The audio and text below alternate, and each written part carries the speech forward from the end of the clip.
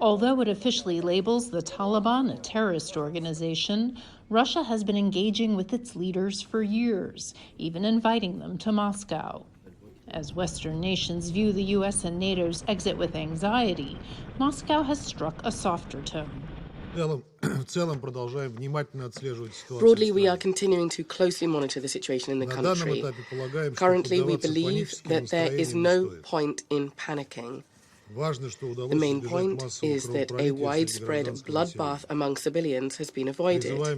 We urge all Afghan parties to refrain from hostilities and to foster a settlement peacefully. Moscow had its own intervention in Afghanistan in 1979. Its troops invaded to prop up a communist government fighting Islamist rebels known as the Mujahideen. What was supposed to be a quick military operation dragged on for nearly a decade. Soon after the Soviet withdrawal, the communist regime collapsed.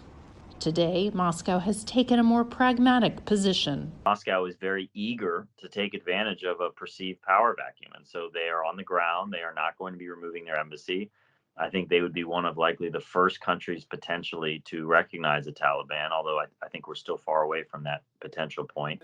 Russia is keen to prevent the export of Islamist extremists and fighters to Central Asia, and it hopes the Taliban will curb the flow of illicit drugs to its region.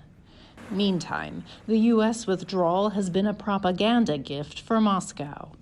Of course, Afghanistan also matters internationally for Russia as a showcase of, the weakness of the United States, which also benefits Russia significantly as a talking point and an example in its efforts in places like Ukraine and Venezuela and elsewhere.